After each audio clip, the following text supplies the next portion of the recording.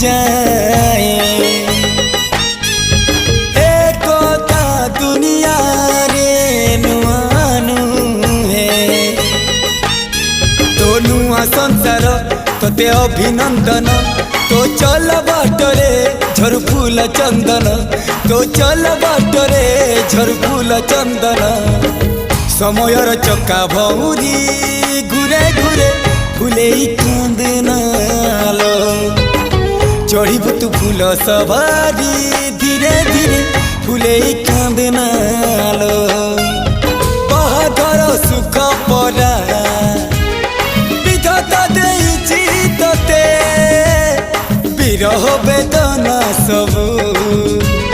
सहिबाकु हवा मते।